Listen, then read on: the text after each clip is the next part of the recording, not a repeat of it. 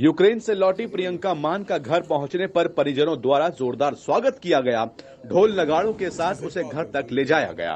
परिजनों ने प्रियंका को हलवा खिलाकर खुशी जाहिर की। संकटों से जूझकर घर लौटी बेटी को अपने बीच पाकर अभिभावकों की आंखों में खुशियों के आंसू छलक आए। प्रियंका मान यूक्रेन में एमबीबीएस कर रही थी। फिलहाल उसका फाइनल सेमेस्टर चल रहा था। इसी बीच रूस के हमले से वहां के हालात बिगड़ गए। प्रियंका भी वहां फंस गई। अब घर लौट कर आई है। मैं एमबीबीएस करने के लिए 2016 में गई थी वहाँ पर। अभी मेरा 6th ईयर था। 6th ईयर मई में फाइनल पेपर होना था, उसी का वेट था। और वहाँ पर जो बमबारी हुई या मॉल हुआ, कैसा लगा और कैसा महसूस किया वहाँ पे? बमबारी, हम सो रहे थे 24 तारीख की सुबह 5 बजे वहाँ पे जोरों की बमबारी स्टार्ट हुई। तब लगा हाँ कि हो गया है अब तो स्टार्ट।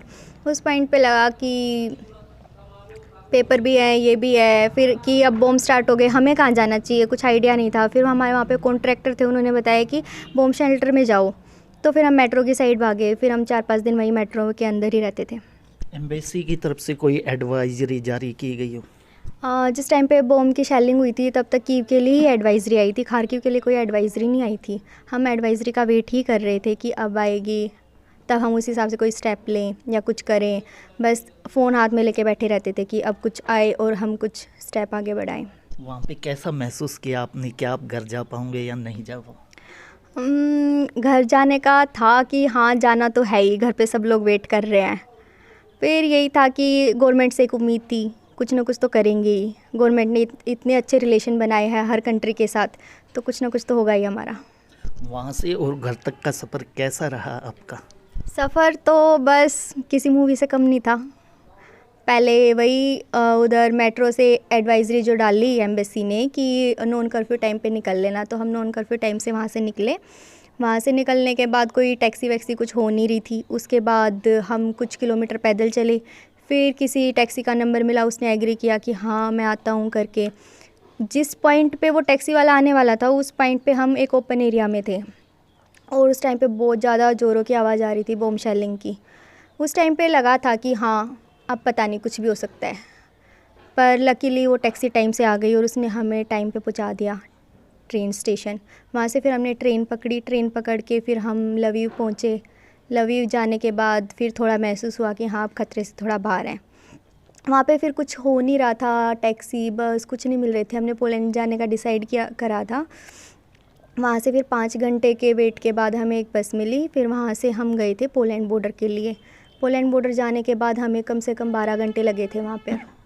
और वहाँ पर इतना मतलब था कि गवर्नमेंट की साइड से हमें कोई आदमी मिलेगा, लेकिन उस पॉइंट तक ऐसा कुछ था नहीं, कुछ लगा नहीं। सब कुछ स्ट्रगल हमने खुद ही किया है। फिर वहाँ से और माइनस टेम्परेचर में स्नो हो रही है, लड़कियाँ फेंट हो के गिर रही है, कुछ था नहीं वहाँ पर। मतलब एक होप थी कि कोई ना कोई पोलैंड बॉर्डर पे तो एटलीस्ट मिलेगा। पता नहीं था कि इस पे मिलेगा, आगे मिलेगा, बट उस पॉइंट पे बहुत ज़्यादा क्राउड था और लग रहा था क्योंकि वो यूक्रेनियन को आगे जाने दे रहे थे, इंडियन का कम नंबर आ रहा था। उसके बाद जैसे तैसे वेट करने के बाद हमारा नंबर आया। फिर आगे बढ़े, फिर हमें स्टैंप मिली। उसके बाद फिर हमें आगे 2 वॉलंटियर मिले। जैसे हमने क्रॉस किया तो इंडियन साइड से 2 मिले थे वहाँ पर। उन्होंने बोला कि होटल में जाएंगे, यहाँ से 1 घंटे का रास्ता है। फिर हम बस में बैठे रहे 3 घंटे तक। बस सेम वहीं उसी जगह पर रुकी हुई थी। उसके बाद स्टार्ट हुई 10 बजे के आसपास। फिर वो चलने लग गई। देख रहे हैं 3 घंटे हो गए, 4 घंटे हो गए, घंटा था, 1.5-2 घंटे का ही रास्ता था। फिर ये कि कहाँ लेकर जा रहे हैं, कोई वॉलंटियर हमारी बस में था नहीं और ड्राइवर से हमारी ऐसी लैंग्वेज बैरियर हो रहा था, कुछ समझ नहीं आ रहा था। फिर हमने हेल्पलाइन नंबर पर कॉल किया तो उनकी साइड से यही था कि शायद वर्सो लेके जाएं, शायद चल रहा था सबका, किसी को कंफर्म नहीं था।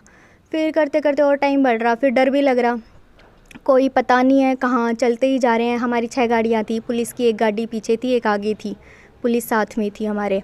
फिर ये जंगलों की साइड थी, उधर पेड़ होगा उस कंट्री का, लेकिन हमें लग रहा था कि जंगल टाइप्स है। फिर वहाँ पर किसी आश्रम में लेकर गए थे हमें और तब तक खाने की फैसिलिटी कुछ थी नहीं। बस हमें जब पोलैंड बॉर्डर पर उतरे थे वहाँ पर ही कुछ यूक्रेनियन के लिए उन्होंने कर रखी थी व्यवस्था, वहीं पे हमने जूस वूस पिया था। उसके बाद हमें सुबह 10 से लेके जब बस चली थी, वैसे तो बॉर्डर हमने 6 बजे क्रॉस कर लिया था। फिर शाम के 6 बजे तक वहीं पर थे। फिर आश्रम में लेकर गए थे। आश्रम में फिर हमने खाना वाना खाया, रात वहीं पे स्टे की और अगले दिन भी वहीं स्टे किया। तब तक बोल रहे थे कि भाई आएगी फ़्लाइट में फ़्लाइट की लिस्ट आएगी, चेक करते रहे लेकिन कोई लिस्ट नहीं आई। फिर शाम को बोले वापस किसी पास वाले उसमें लेके जा रहे हैं, 1 घंटे का रास्ता है। फिर हमने सोचा चलो 1 घंटे और चलते, 1 घंटे चले, देख रहे हैं वो रास्ता 2 घंटे 3 घंटे का बन रहा है। फिर नहीं पता हम कहाँ जा रहे हैं कहाँ नहीं जा रहे। फिर उस टाइम पे था एक वॉलंटियर हमारी बस में, फिर उससे पूछा, काफ़ी टाइम के बाद उन्होंने बताया कि हम वापस वहीं पास वाले होटल में जा रहे हैं। तो हम वापस वहाँ से इतना आगे जाने के बाद वापस बैक आए हैं। इतना ट्रैवल, एक तो ऑलरेडी हम खारकीव से इतना स्ट्रगल करके वहाँ तक आए हैं, और ऊपर से यहाँ आने के बाद भी यहाँ से वहाँ, वहाँ से यहाँ। फिर कुछ घंटों के बाद रात को हम आए, उसी होटल में आए जो हमारे लिए बुक किया गया था। वहाँ पर हमने रात स्टे की। अगले दिन सुबह फ़्लाइट निकली, उसमें आश्रम में हम रुके थे, उसके हाफ बच्चों का नंबर आ गया था। फिर नेक्स्ट फ़्लाइट में हमारा नंबर आया था, फिर हम आए इधर।